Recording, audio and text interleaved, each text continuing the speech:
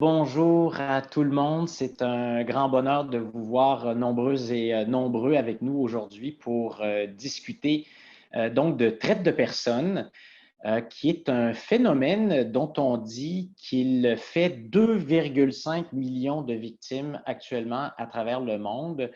Et toujours selon certaines estimations, parce que c'est très difficile à calculer, il pourrait générer des revenus illicites de l'ordre de 150 milliards de dollars à travers le monde.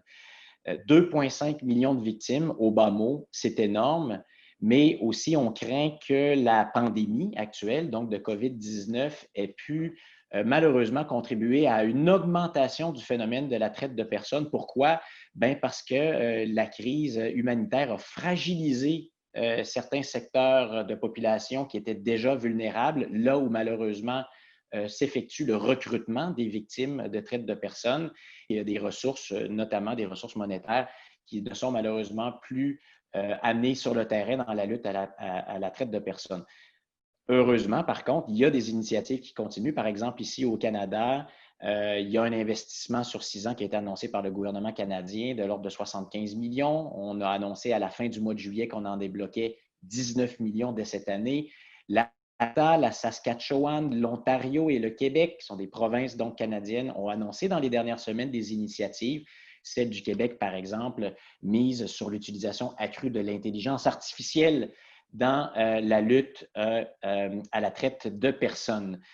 Dans ce contexte-là, c'est un grand plaisir de m'entretenir avec ma collègue Karine Ruel aujourd'hui. Comme on l'a dit tout à l'heure, elle a une expérience donc à la direction des poursuites civiles et criminelles, qui ne s'appelait pas comme ça à l'époque, hein, Karine, n'est-ce pas?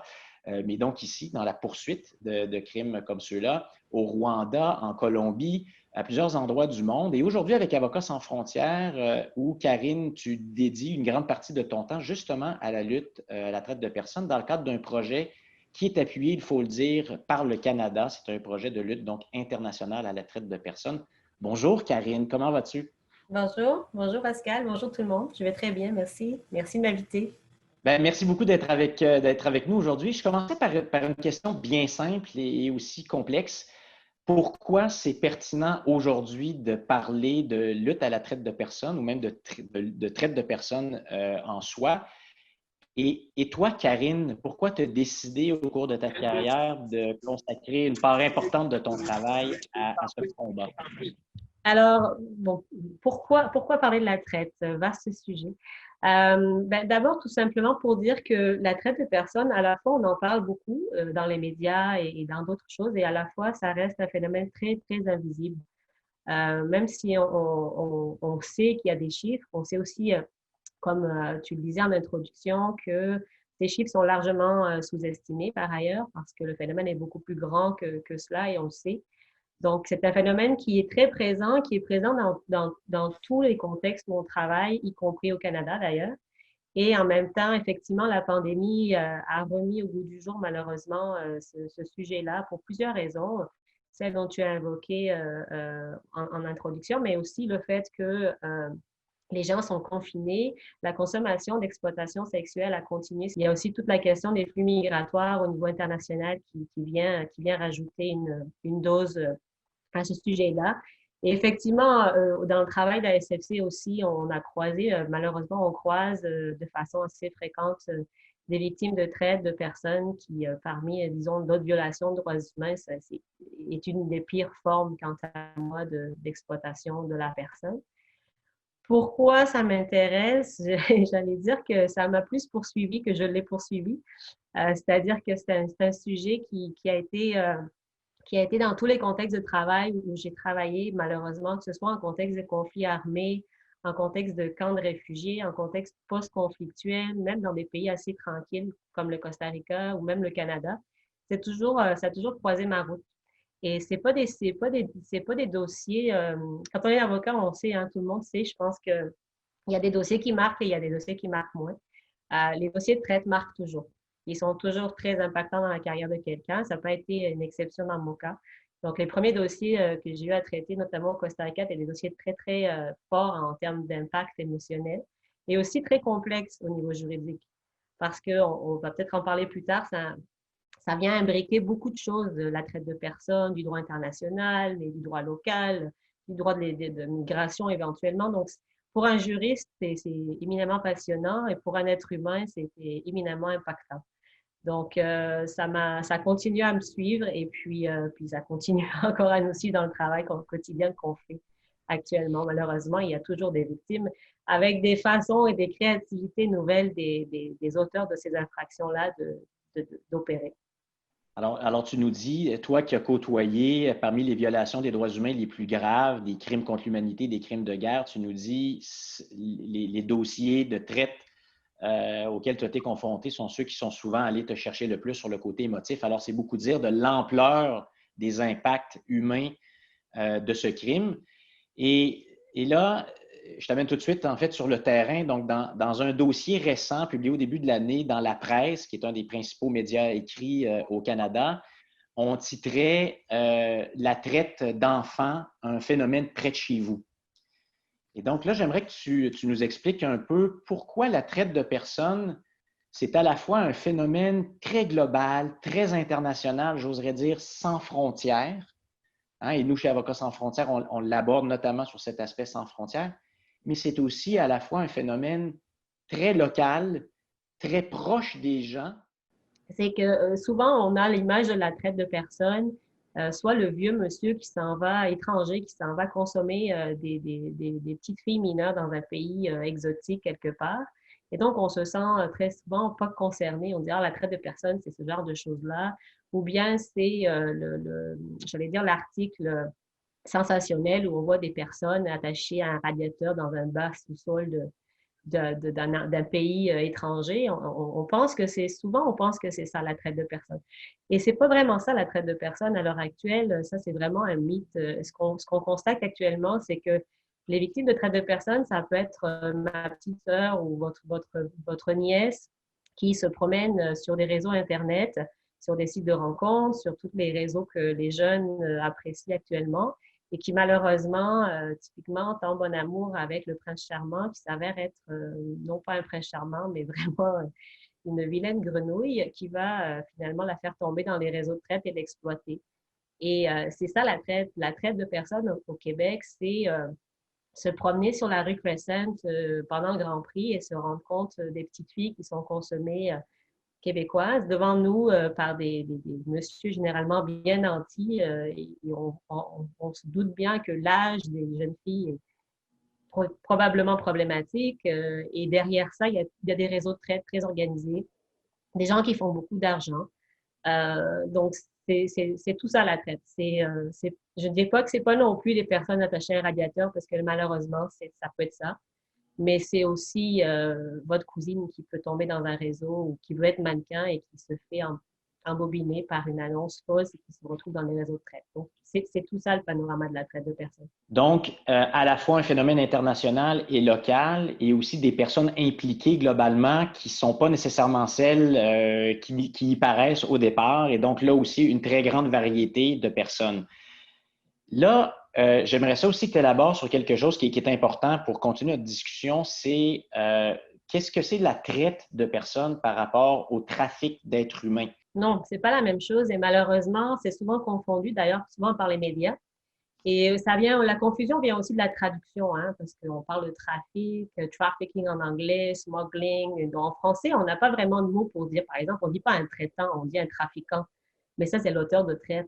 Donc, ça vient mélanger un peu les concepts. Mais en gros, la traite de personnes, ce qu'il faut comprendre, c'est que on parle parfois de l'esclavage moderne. C'est exactement ça. Donc, c'est la façon, c'est du recrutement ou du transport. Bon, il y a tout un tas de modalités qui peuvent rentrer en ligne de compte. Ces modalités-là, comme le transport, le recrutement, le transfert d'une personne, va être obtenu par une modalité qui va être une forme de contrainte, pour le résumer globalement. Donc, ça peut être soit de la force physique, soit des menaces, soit des contraintes psychologiques. En fait, la réalité, c'est beaucoup plus la contrainte psychologique, en tout cas dans nos contextes à nous, que de la force physique, je te kidnappe et je t'exploite. C'est pas vraiment le contexte dans lequel on travaille. Et la finalité, c'est l'importance à comprendre, c'est l'exploitation. Donc, la personne est véritablement conçue comme une marchandise. Hein? Il faut comprendre ça. C'est vraiment un business où on va traiter l'être humain comme une marchandise, on va l'échanger, on va la monnayer, on va faire tout ce qu'on veut avec elle jusqu'à, malheureusement, souvent, soit la mort, soit le fait qu'elle ne soit plus utilisable, donc parce que soit trop vieille, trop, etc., etc. C'est assez horrible, mais c'est ça la réalité. Le trafic d'êtres humains, qu'on devrait d'ailleurs pas appeler trafic d'êtres humains, qu'on devrait peut-être appeler le passage de clandestin, ça serait plus facile à comprendre pour beaucoup de gens. Mais le trafic d'êtres humains, c'est vraiment, Pascal, toi et moi, on se met d'accord, je te paye ou je te donne des services X ou Y, sexuels ou autres, pour que tu m'aides à passer une frontière de façon irrégulière. Donc, on a un accord qui peut être plus ou moins acceptable, mais en tout cas, on a un accord. Et donc, je passe la frontière de façon irrégulière.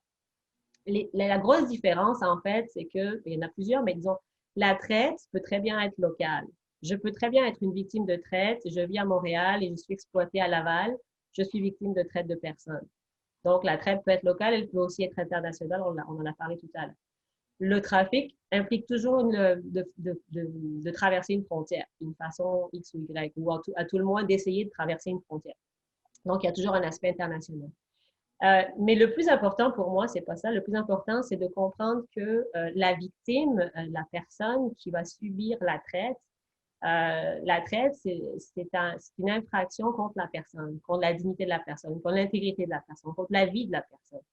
Alors que la victime, en matière de passage de clandestin ou de trafic, c'est l'État. C'est l'État sur lequel la personne se retrouve à entrer sur le territoire de façon irrégulière, mais c'est un État qui est entre guillemets, victime de l'infraction.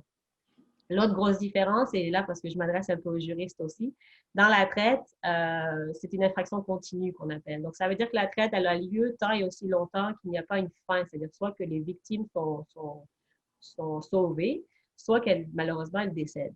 Donc, cette infraction-là va continuer. Le trafic d'êtres humains, à partir du moment où le contrat est passé et j'ai fait ma part du travail, vous avez fait votre part du travail, l'infraction s'arrête et donc la prescription commence à courir. C'est pour ça que je le dis pour les juristes. En matière de traite, la prescription ne commencera pas à courir tant et aussi longtemps que la victime ne sera pas sauvée. Donc, c'est des grosses différences. Là où ça vient un petit peu troubler le jeu, c'est que malheureusement, très souvent, les victimes de traite de personnes, souvent aussi, sont dans des contextes de déplacement et de flux migratoires. Et donc, souvent, ont aussi eu recours au trafic d'immigrants. Et là, on vient tout mélanger les cartes. Donc, la personne, parce qu'elle doit passer à être dans une autre frontière pour des questions, par exemple, économiques, va payer un trafiquant qui va la faire passer de façon irrégulière dans un pays. Mais dans ce parcours-là, malheureusement, bien souvent, pour des raisons de multiples vulnérabilités de cette personne-là, elle va tomber dans les mains de réseaux de traite parce que ça va être sa seule façon souvent d'accepter une offre qui est trop belle, qu'elle ne devrait pas accepter, mais qu'elle n'a pas le choix d'accepter. Donc ça, c'est là où ça vient mélanger les cas. Tu viens d'aborder donc la question de l'identité des victimes de traite. C'est le prochain thème sur lequel j'aimerais t'amener. Avant ça, cette question de la qualification, est-ce que c'est de la traite ou du trafic d'êtres humains? C'est pas uniquement une question là, de juridique pour les avocats. Elle a quand même son importance, c'est ce que tu viens de nous dire. Mais donc, la qualification, elle est importante parce que ce qu'on veut pas, c'est que par différents moyens, on sous-estime la gravité du crime puis de ce que ça veut dire. Donc, il y a une importance, la qualification. Là. Oui, et puis ça a aussi une importance sur la stigmatisation des gens. Parce que c'est pas la même chose pour un État de dire ah, vous avez trafiqué pour rentrer dans mon territoire de façon irrégulière, et versus la victime de traite qui, elle, a dû parfois aussi commettre des menus délits. On pourra peut-être en parler. Ça a une conséquence importante aussi sur la façon d'aborder ces victimes-là par les acteurs de la justice. Comment ces victimes-là sont vues? Ces victimes-là ne sont jamais la victime parfaite. Elles sont généralement très complexes. Alors, ça vient apporter cette dose de flou qui effectivement a une importance, surtout pour la victime, pour son assistance, mais aussi pour comment on va la prendre en considération. Bon, alors justement, allons à cette notion de la victime, la personne qui est victime de traite, notamment. Concentrons-nous sur la traite de personnes pour cette question-ci. C'est le cœur, hein, et les stratégies généralement se concentrent sur la victime. Mais là, on le dit, ce sont des personnes qui sont difficiles à identifier, pourtant parfois toutes proches de nous, mais très difficiles, invisibles, difficiles à identifier. Pourquoi cette difficulté en particulier dans ce crime de traite de personnes? Bon, hein, il y a beaucoup de facteurs, hein, mais je vais essayer de résumer peut-être les principaux qu'en tout cas, moi, j'ai vus. Bon, évidemment, la première qui nous vient à l'esprit tout de suite, c'est la peur. La plupart de ces victimes-là sont victimes de réseaux très bien organisés qui vont insuffler de la peur et de la contrainte de façon permanente, parfois pendant des années, à la victime. La victime est dans une situation où elle a peur de parler, elle a peur des autorités parce que souvent le trafiquant va lui avoir dit, les autorités, c'est pas bon pour toi, si tu y vas, il va se passer telle chose parce que toi, tu as aussi commis des délits, on en parlera un peu après, et ça peut arriver effectivement. La deuxième, c'est que les victimes ne se reconnaissent souvent pas comme des victimes. La plupart du temps, comme tout à l'heure, j'essayais de l'expliquer, la victime de traite, c'est rarement la victime qui se fait séquestrer dans un coin de rue pour se faire extraire ses organes. Ça, c'est du domaine du film. Mais la plupart du temps, la victime, c'est quelqu'un qui tombe amoureux de son bourreau, surtout les femmes et les jeunes filles, qui vont tomber amoureuses d'une personne, qui vont y croire, qui vont commencer à être manipulées éventuellement abusés, ensuite de ça, frappés, etc., qui vont rentrer dans une spirale de contraintes et de manipulation et qui ne vont pas se reconnaître comme victimes. Elles vont parler de leur agresseur comme étant leur chum ou leur petit ami ou leur conjoint. Donc, c'est un peu la même dynamique que parfois le proxénétisme ou ce genre de choses-là. Donc, ça vient chercher des choses comme ça et les victimes ne se reconnaissent pas comme victimes. Donc, ça, c'est un deuxième problème. Ensuite de ça, les acteurs de la justice sont très mal formés en matière de traite. Alors, c'est ce que je dis tout à l'heure un petit peu, ils s'attendent à avoir la victime parfaite un petit peu, non? La victime qui va arriver, qui est capable de vous dire de façon chronologique ce qui s'est passé, les faits, etc. Alors, or, c'est pas ça, les victimes de traite. C'est des mécanismes qui altèrent, qui amènent des traumas chez les victimes et la façon d'arriver à avoir l'information, c'est très long. Tout à l'heure, je parlais de mon expérience au Costa Rica. Le premier dossier de traite que j'ai eu, c'était un bateau de Philippins qui avait été sabordé par les traitants parce qu'ils voyaient les gardes-côtes s'approcher et qui avaient jeté les gens à la mer. Et les gens étaient arrivés à se sauver comme ça. Ça m'a pris, je pense, 3 mois en étant toutes les semaines avec les victimes, en faisant du football et d'autres choses qui n'avaient pas rapport, pour commencer à savoir ce qui s'était passé sur le bateau. C'est très, très long. C'est très long, les mécanismes. Alors, la justice, souvent, on n'a pas le temps de prendre ce temps-là avec les victimes. Et donc, ça n'aide pas non plus à identifier. Et souvent, on s'attend, la justice fonctionne de façon très peu proactive. Hein. On attend ce que la victime vienne nous voir et porte une plainte. Et ça, en matière de traite, ça ne fonctionne pas du tout. Ça ne fonctionne pas du tout. Il faut vraiment travailler. Les enquêteurs qui travaillent là-dedans le savent très bien. Il faut aller chercher des indicateurs. Il faut aller fouiller. Il faut trouver nous-mêmes où se trouvent les victimes. Donc, ce n'est pas une victime qui vient au procureur pour porter une plainte. Ça se passe rarement comme ça. Bon, et ça, justement, dont l'approche du système est difficile pour des victimes qui, souvent, comme tu nous le mentionnais, ne s'identifient pas elles-mêmes comme des victimes. Tu as aussi mentionné plus tôt, souvent, il y a plusieurs autres facteurs de vulnérabilité qui s'ajoutent, le contexte migratoire, elles ne sont pas dans leur pays. Bon, donc, beaucoup de défis.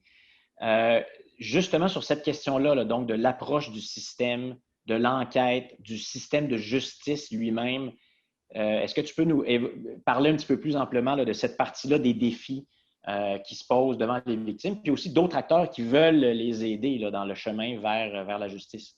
Oui, ben, il y en a beaucoup. Peut-être le premier défi, c'est ce que j'ai un petit peu évoqué tout à l'heure, c'est-à-dire le fait que parfois, dans le mécanisme de traite, souvent en fait, les trafiquants, ce qu'ils vont faire, c'est qu'ils vont induire la victime à commettre des délits. Par exemple, à consommer des stupéfiants, à consommer de l'alcool pour endurer l'exploitation et pour être capable de passer au travers de journées où il y a 20-30 clients. Je m'excuse, mais c'est ça la réalité. Ou aussi, ce qui se passe souvent, on l'a vu dans l'affaire Epstein, très bien, ceux qui connaissent l'affaire, si tu m'amènes d'autres filles, tu ne seras pas obligé, toi, d'avoir 20 clients par jour, tu n'en auras plus que 5. Donc, amène-moi des filles dans le réseau de traite, puis je vais les exploiter, toi, tu seras moins exploité. Donc, ces victimes rentrent là-dedans pour des questions de survie évidentes. Donc, c'est des victimes qui, déjà, dans le système de justice, souvent sont traitées comme des criminels. Et donc, ça, déjà, c'est une première difficulté, c'est que les procureurs soient suffisamment formés, les policiers, pour comprendre le phénomène et pouvoir commencer à comprendre que cette personne-là est dans un cycle sous la contrainte. Et ça, c'est très difficile, c'est la première chose. La deuxième chose qui est très difficile, c'est que la plupart des pays où on travaille, en tout cas, tout le dossier repose sur le dos de la victime. Donc, c'est le témoignage de la victime qui est fondamental, etc., parce que c'est des enquêtes qui sont très complexes à mener dans les pays qui manquent de moyens. Donc, à la place d'aller faire je sais pas moi, de l'agent infiltré, de l'extraction de données de téléphone cellulaire, des choses qui sont beaucoup plus compliquées au niveau technique, on va dire, ben, j'ai une victime, c'est son témoignage, je le mets dans la boîte et puis voilà. Et ça, évidemment, c'est très, très, très difficile pour les victimes. C'est des victimes qui vont changer d'avis, qui vont vouloir rentrer dans leur pays d'origine éventuellement. Un point de plus que je voulais aborder, c'est le fait qu'on le sait, les personnes, j'en ai parlé un peu en introduction, les personnes les plus susceptibles d'être victimes de traite sont les personnes les plus vulnérables. Et souvent, aussi dans les pays où on travaille, mais au Canada, c'est le cas aussi, ça vise par exemple les populations autochtones ou d'autres types de populations qui ont des besoins, j'allais dire, de services qui sont culturellement plus adaptés à ce qu'elles sont. Malheureusement, la traite, souvent, le fait de la prendre comme un crime grave, mais un crime, fait en sorte que ces victimes vont devoir passer par le procès pénal traditionnel. Et donc, ça aussi, les services sont peu adaptés dans les pays, mais aussi ici, pour vraiment avoir le temps de pouvoir travailler avec ces victimes-là et arriver à un résultat qui soit acceptable. Euh, il y a aussi le problème de la réparation, on en parlera peut-être un peu plus tard, mais ça, c'est un gros défi pour les victimes. Les victimes, on leur demande très rarement ce qu'elles veulent, hein, parce qu'elles sont dans un processus pénal. Alors, on prend pour acquis souvent que c'est un processus pénal, ça veut dire si on est capable d'avoir des accusations et éventuellement une condamnation, on a un succès phénoménal. Mais la plupart du temps, les victimes ne le voient pas forcément comme ça. Et il faut se rappeler que c'est de l'exploitation, la traite. Alors, la première chose qui peut venir à l'esprit d'une victime, c'est moi, ça fait 4 ans et demi que je travaille, je suis payée 1,50 $ de l'heure, exploitée 20 heures par jour. Normalement, ces victimes-là devraient avoir des réparations, notamment des compensations financières. Ça serait ça le premier le réflexe. Comment je fais pour réparer une victime de traite? C'est pas la même chose que si on m'a volé mon sac à main. Donc, j'ai été exploitée pendant 5 ans. Puis moi, on me dit, parce qu'on met Monsieur X en prison, mon dossier est terminé. Mais la victime ne le voit pas comme ça. La Et réparation, souvent, n'est pas là. la victime, mais là, peut-être aussi que ça nous amène à un autre défi, c'est que la traite est souvent considérée sous l'angle du crime de traite de personnes. C'est évidemment un aspect extrêmement important, notamment dans la lutte contre ce crime, mais c'est aussi une violation très grave des droits humains qui est multiple, donc il y a de multiples facettes. Et ça, c'est un défi, donc, du côté de la victime et du côté des autorités, du côté des organisations qui sont les intervenantes dans le domaine. Oui, c'est un gros problème. On ne voit généralement la traite de personnes que sous l'angle répressif pénal judiciaire et non pas comme une violation des droits humains, droit à la dignité, à la vie, à l'intégrité, nommez-en, il y en a beaucoup. Et donc, contrairement, par exemple, à une victime de torture, où là, on aurait tout de suite le réflexe de dire, mais voyons, l'État n'a pas protégé, l'État n'a pas réparé, etc. Mais pour les victimes de traite, étant donné aussi que c'est des acteurs privés qui sont impliqués, des personnes, des criminels, on a tendance à dire, ben, OK, mais c'est le criminel qui doit réparer. Mais en fait, c'est une violation de droits humains. Donc, ce n'est pas le criminel qui doit réparer, c'est la société qui doit réparer, qui doit protéger et prévenir. Mais comme on le voit comme un crime, on se dit, ben OK. Alors, par exemple, l'indemnisation va dépendre de la capacité financière du criminel, comme si c'était un vol de sac à main, encore une fois. On sait très bien que le crime organisé, généralement, va s'arranger pour que son patrimoine soit à zéro. Hein? Les Hummers et les mentions de ce monde ne sont pas à leur nom. Donc, si on ne met pas en place des mécanismes qui permettent d'alimenter les réparations ou les indemnisations, par exemple, des victimes, on n'aura jamais une réparation complète. Toujours dans le domaine de la complexité, hein, de la lutte à la traite de personnes, j'aimerais ça aussi que tu élabores un peu sur certains éléments que tu as évoqués plus tôt, la complexité dans l'enquête puis dans le processus judiciaire. Par exemple, tu as évoqué la victime, c'est rare que c'est ce qu'on appelle une victime parfaite. Hein, tu l'as dit, des problèmes de consommation d'alcool, on pourrait dire qu'elle a participé un peu, etc. Là, je mets ça entre guillemets. De l'autre côté, les enquêtes sont extrêmement complexes, doivent aller aussi dans le domaine du blanchiment de l'argent que tu as rapidement évoqué, puis là, c'est encore plus complexe. Il y a souvent, il faut prouver l'intention de l'exploitation de la personne, c'est pas facile. Alors, les procureurs peuvent vouloir se rabattre sur des crimes plus faciles à prouver. Peux-tu élaborer un peu aussi sur ces difficultés-là qui sont celles auxquelles on fait face là, quotidiennement dans notre travail? Oui.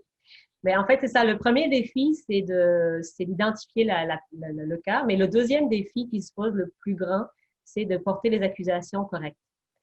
Effectivement, ça implique la traite de personnes, il faut prouver une intention qui est une intention spécifique. Donc, il faut prouver que la personne savait et voulait exploiter l'autre personne. Et comme c'est une chaîne de personnes, n'est-ce pas? Celui qui recrute, pas forcément celui qui déplace, qui n'est pas forcément celui qui va finalement exploiter dans un bar, pour résumer. Donc, c'est très difficile d'arriver à obtenir de la preuve sur toute la chaîne, tout le réseau et d'arriver à condamner pour traite. Les enquêtes de traite sont des enquêtes qui sont éminemment techniques, notamment parce qu'elles impliquent des volets justement donc de cybercriminalité, donc d'aller chercher, par exemple, comme je dis tout à l'heure, la plupart des victimes maintenant sont recrutées sur des réseaux, des applications Internet, etc. Ça implique d'aller faire de l'extraction de données d'un cellulaire. Alors, pour vous donner un exemple et pour voir à quel point la justice est inadaptée à ça, par exemple, au Guatemala, pour faire ça, c'est prévu par la loi, mais il faut aller chercher un mandat d'un juge qui va ordonner à la compagnie, par exemple, de télécommunications locale, de vous donner les données du téléphone portable. Bon, ça va sûrement vous avoir pris 2 semaines de faire ça, dans le meilleur des cas, comme policier. Or, 2 semaines après, évidemment, le téléphone portable a été brûlé, jeté, il n'existe plus, vous n'avez plus de preuves et c'est fini.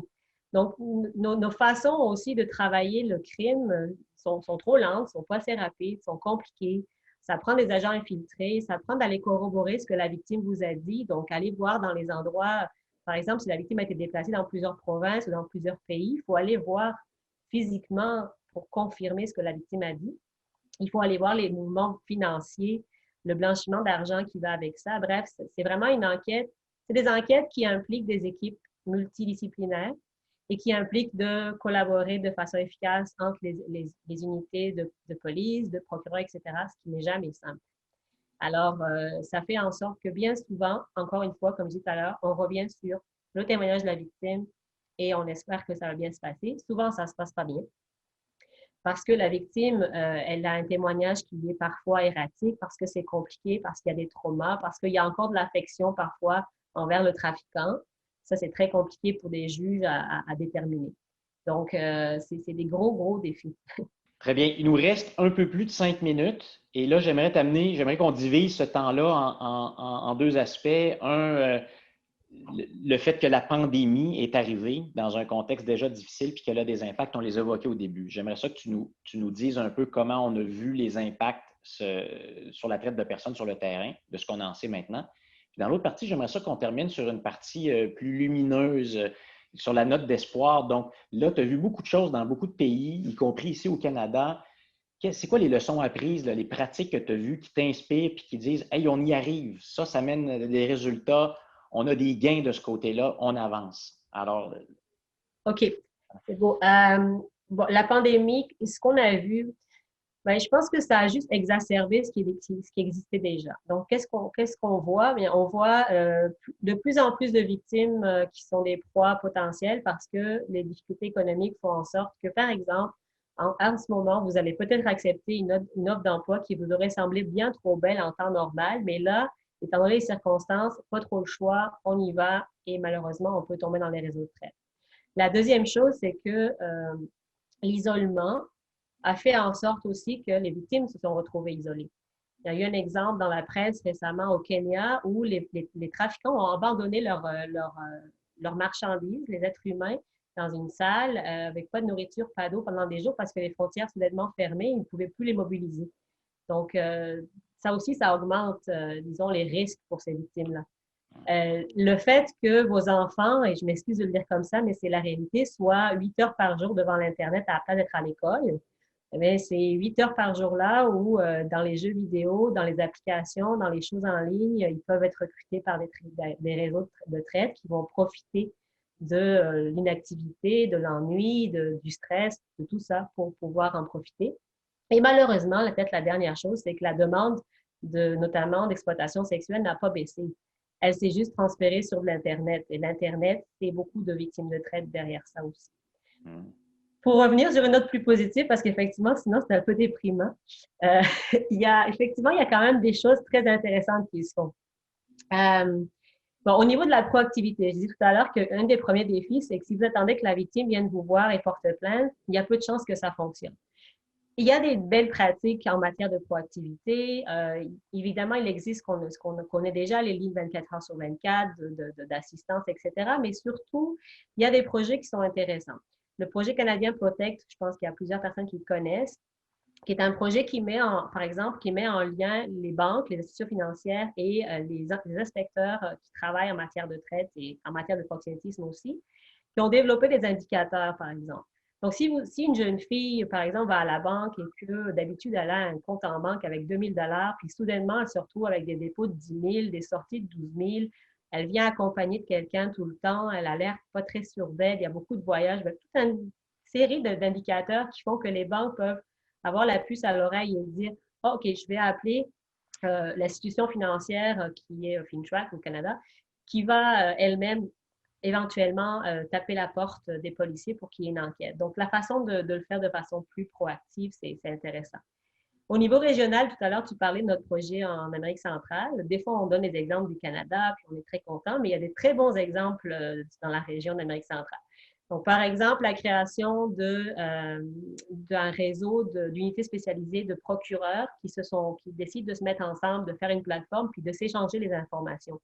Parce qu'une des difficultés, on en parlait tout à l'heure, c'est qu'il n'y a pas beaucoup de flexibilité et de rapidité dans la réponse. Et plus on va augmenter cette flexibilité, cette rapidité-là, et plus on va pouvoir lutter contre la traite. Donc, le fait que ces gens-là se parlent sur une base régulière, travaillent ensemble, mais pas à s'envoyer des lettres diplomatiques pour avoir une information sur une victime, c'est déjà un pas très, très important en avant. Il y a d'autres exemples intéressants en Europe, par exemple. Il y a un moment donné, je pense que c'était l'Italie qui avait beaucoup de victimes qui arrivaient du Nigeria. Ce qu'ils ont fait, c'est qu'ils ont fait venir des policiers nigériens qui sont restés avec les policiers italiens pendant des mois. Ils sont venus leur expliquer c'est quoi le contexte, c'est quoi le profil des victimes, c'est quoi les arnaques nigériennes que les victimes se faisaient dire pour se faire ramener en Italie, etc. Donc, ils ont bâti des relations comme ça bilatérales de policiers ou de procureur à procureur. Ça fonctionne aussi assez bien. Euh, Puis il y a deux programmes que je ne veux pas oublier parce que c'est comme mes préférés. En conclusion, Karine, Ben, les le collègues. dernier, je vais peut-être parler d'un en particulier qui est le programme de Montréal, on va parler de chez nous. Donc, le programme des survivants de la SPVM qui a été mis en place par la SPVM, qui est un programme qui inclut des survivants. Donc, pourquoi je l'aime beaucoup? Parce que ça fait travailler un principe qu'on aime beaucoup chez ASFC, qui est le principe de l'autonomisation des survivantes et des victimes. Donc, c'est des victimes qui sont des survivantes, qui se considèrent comme telles, qui font de la formation, de la sensibilisation et qui interviennent quand il y a une opération policière. Elles sont tout de suite là avec les victimes. Elles ont vécu la même chose que ces victimes-là. Elles sont capables d'expliquer ce qui va se passer dans leurs mots, beaucoup mieux qu'un policier. Ça fonctionne très bien.